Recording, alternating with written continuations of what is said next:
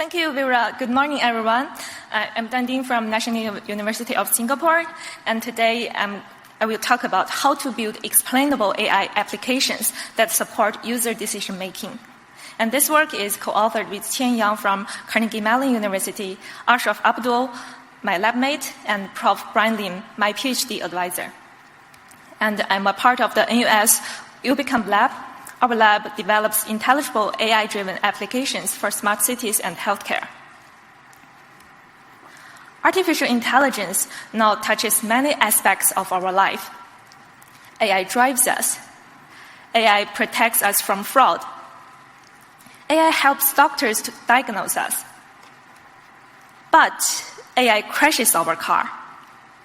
AI denies our loan. AI recommends unsafe treatments. These are all serious problems. What makes it even worse is that most AI systems are considered black boxes, and sometimes we don't understand why AI takes a certain decision. This is why, in recent years, explainable AI, referred to as XAI, has received a lot of attention from researchers. Indeed, as you can see in this citation network we built last year, AI community is rapidly developing many XAI techniques. It's been a year since then, and new techniques keeps popping up. These techniques provide many different forms of explanations to users. But what types of explanation do users need?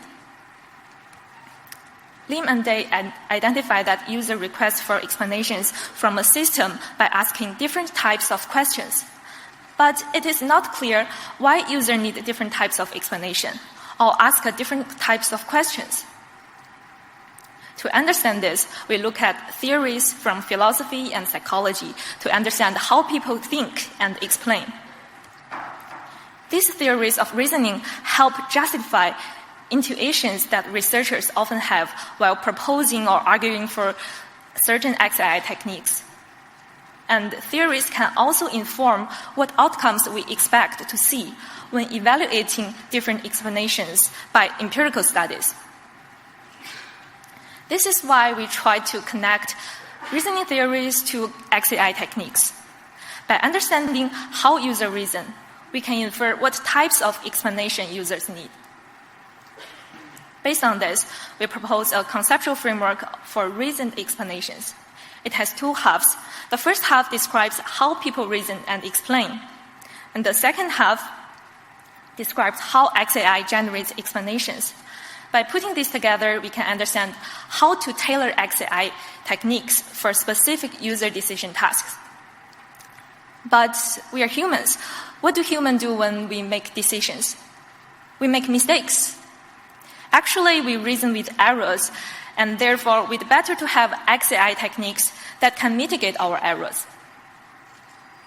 So now our framework consists of 4 quadrants. First, we describe how people ideally reason and why they seek explanations. Second, we categorize how XAI generates explanation. Next, we identify pathways from reasoning theory to XAI techniques based on which theory the XAI technique is related to. Third, we describe how people make mistakes in practice. And finally, we show strategies for using XAI to mitigate users' reasoning errors. Now let's look into the details of each quadrant. In the first quadrant, we described how people should reason and why they seek explanations. People inquire and reason using methods such as induction, deduction. Induction is about seeing multiple examples and to learn to generalize. It's fundamental to machine learning as well. Deduction is applying rules to come to a conclusion. Then we summarize why users ask for explanations. For example, when interacting with AI, people ask for explanation because they want to find the causes of model prediction. Next, we show how people explain. People need explanation because they want to find causes, so causality is a key type of explanation. Causal attributions are the factors to be blamed for influencing the outcome.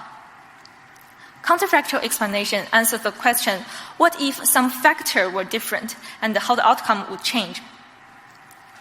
And a contrastive explanation is explaining why not something else happened. Now that we have seen how people reason, let's see how XAI explains and relates to human reasoning. A simple way to explain is rule. Here's a set of rules on how model diagnosis, and rules support deductive reasoning. Another popular explanation is attribution. It shows how each feature contributes to the model prediction. Here is an example called tornado plot, which is a vertical bar chart. And the attribution explanation on image is heat map, which shows how influential is each pixel. Attribution explanation support causal attribution. Partial dependence plots shows how model prediction changes with feature values. Here is an interactive partial dependence plot, and it supports counterfactual explanation. I've shown several XAI techniques and what reasoning processes they support. And for many other XAI techniques, we also identified respective reasoning processes. These are expressed as pathways in the framework to show which XAI techniques are supported by which reasoning processes. This works under ideal circumstances, but remember, humans may make mistakes. We can make errors when we reason. To understand this, we drew from Daniel Kahneman's dual process model. It describes the two systems of human reasoning. How people think fast and slow. Many mistakes may happen because of fast thinking, the system one thinking. These mistakes are also called heuristic biases. Let me explain one of them, confirmation bias. Confirmation bias happens when you have some pre-existing belief, and you are only looking for evidence to justify your belief. You undervalue other facts that may change your conclusion. We have identified reasoning errors, and we can also use our framework to mitigate these errors. And this is the fourth quadrant. Let me show you an example on mitigating confirmation bias. To see the strategy, we need a little more detail. Here is the framework in its full glory. And let's focus on what are related to the mitigation strategy. Confirmation bias happens when people form a wrong hypothesis first and neglect some important causes. To mitigate it, we learn from literature that we should support forward reasoning by showing input attribution. It will help people pay attention to all other causes that they neglected. Then we select the corresponding XAI techniques to support input attribution. So now that we described all four quadrants, but how can you use our framework? First, our framework can be used as a design guideline for XAI application developers to build explainable interfaces. Let's see how it works. Here we introduced a three-step procedure to use the framework.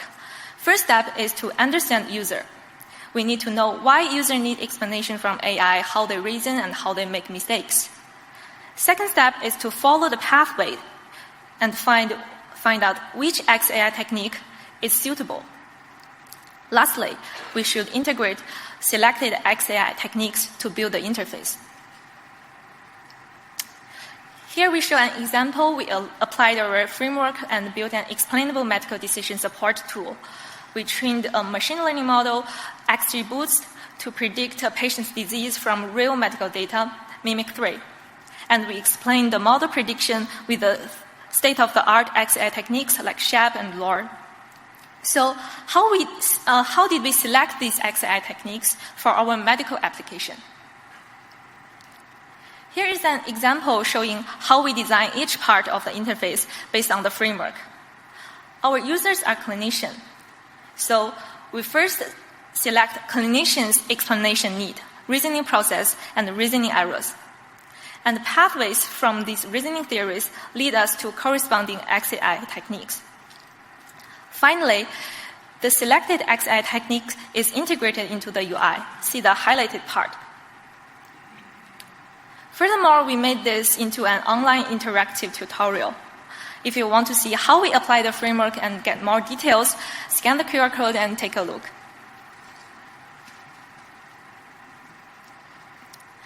And the second use of our framework is lens to interpret user cognition when interacting with AI or XAI features. Let's see how it works.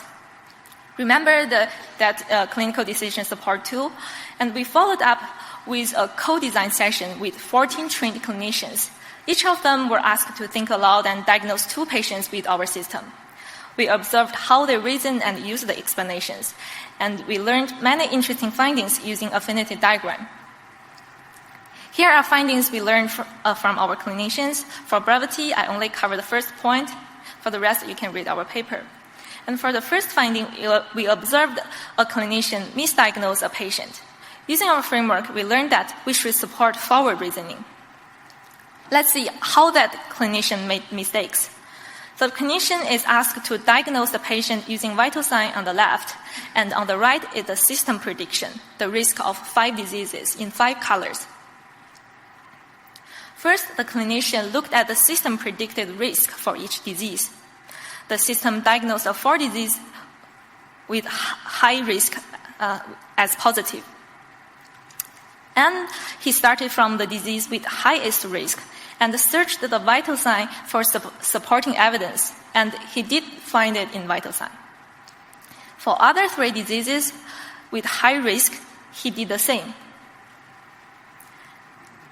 And then he agreed with the system prediction, and he misdiagnosed. If he was careful enough, he would also notice that there's also evidence for the second disease, and he is biased by the wrong system prediction. So, how can we interpret his behavior? The clinician suffered from confirmation bias because he reasoned backwards, which means he started from hypothesis and reasoned backward by searching for confirming evidence. And we should support forward reasoning to mitigate confirmation bias. So how can we do that? If you remember, we have some strategies. I've shown you a strategy that support we should show input attribution before system prediction. Input attribution shows how important the model thinks each vital sign is. Although the common way is showing system prediction first, we found that we should show input attribution first. It can help the user to pay attention to important facts and form a correct hypothesis before biased by system prediction.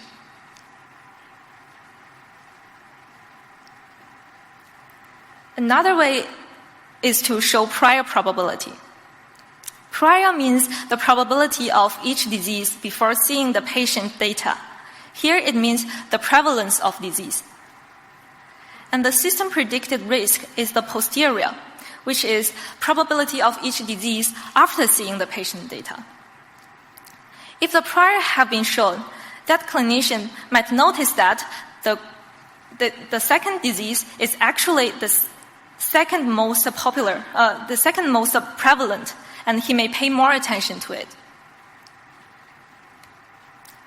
And we have seen our framework and how to use it from a medical example, and there are limitations to be improved in the future. Here, all pathways in the framework are just a hypothesis. Each of them need to be validated, and there can be many interesting experiments. And the framework is not complete. It can be extended with new reasoning theories and new XAI techniques. For example, you can add a new theory, say informal logic, and it can cause reasoning errors such as fallacies.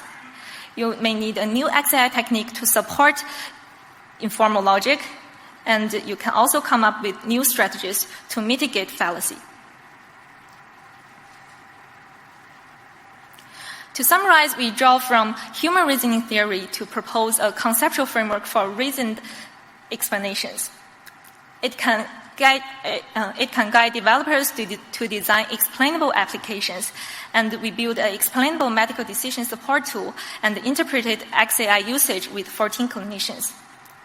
And if you want to learn more, please look at our online interactive tutorial. Thank you for your kind attention, and I'm happy to take questions.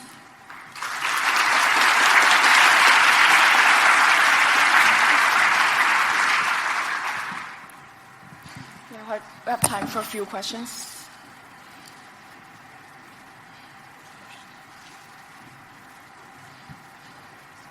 Thanks.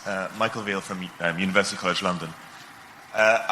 This is really interesting work. I was wondering whether a lot of the motivation for explanations in recent years has not been from decision support, but from people who think that the systems are adversely making decisions that don't have their interest in heart. And in this work, you're going to assume that the system and the user of the system want the same kind of outcome. Do you think your framework can be adapted to issues where normative questions are at stake, not just reasoning questions? So your question is to use our framework for a different purpose. So, for explanations when the intention and the desires of the user and the system are at tension. For example, if a system is trying to manipulate them into buying a product and they want an explanation as to why that is occurring, so to say whether they should trust the system rather than whether they should trust their own reasoning. Also, actually, if you look at our framework, we have different explanation needs. That's the reason why users need the explanation. So supporting, moderating trust is one of it. And which means, I'm saying that our framework can also serve your purpose. And to moderate trust, you need to improve the transparency, and you need to show more causal attributions.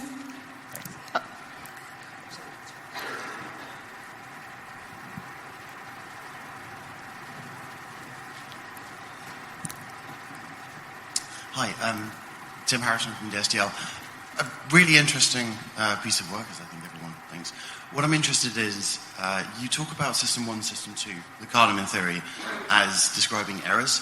And one of the tenets of that is actually that heuristics can be a very efficient way of dealing with the world. And it's not necessarily the case that people are either able to make a rational decision or that a rational decision can lead to the right conclusion, depending on the circumstance.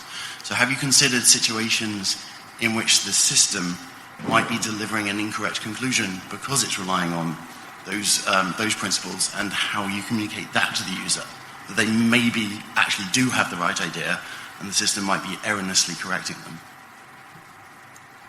So your question is, the system can be wrong, and kind of. It's more that within the theory that you're citing, heuristics can be efficient. They can be a good way of thinking of using a limited amount of information in the world as an efficient way of reaching a decision, which means humans can be more efficient than systems. So how do you account for where the system may be making a completely correct prediction based on the information it has, but its assertion may be incorrect? How do you communicate that to the user? Or have you thought about that as an issue? So here for the heuristics, I'm talking about how human make decisions. So human can make decisions fast using these heuristics, and these heuristics can also cause some bias, and people can make mistakes. But it's not the same as the how system make a mistake. And actually, in our example, I've showed a case that the system make a mistake, and the human also make a mistake. And we have found a strategy by showing the input attribution first, and to mitigate the human reasoning bias when the human and the system are both wrong.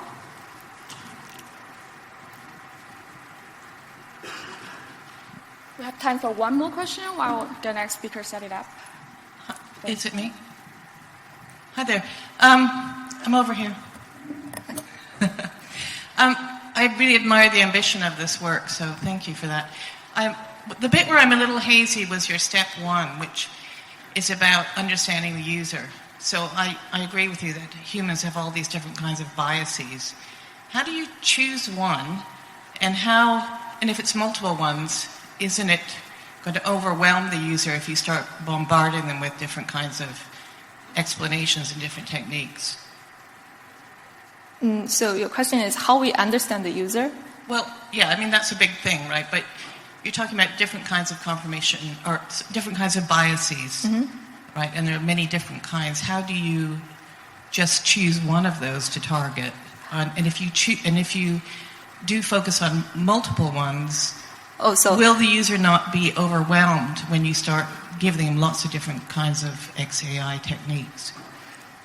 Does that make sense? Yeah. So Okay. to answer your first question is, how do we choose this confirmation bias or something else to mitigate?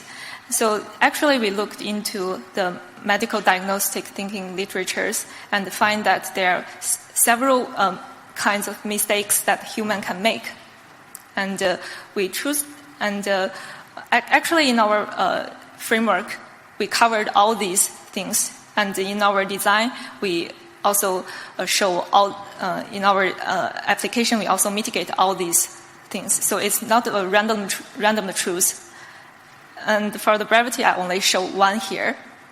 But you make a good point that if we provide too many explanations to the user, it could be overwhelming.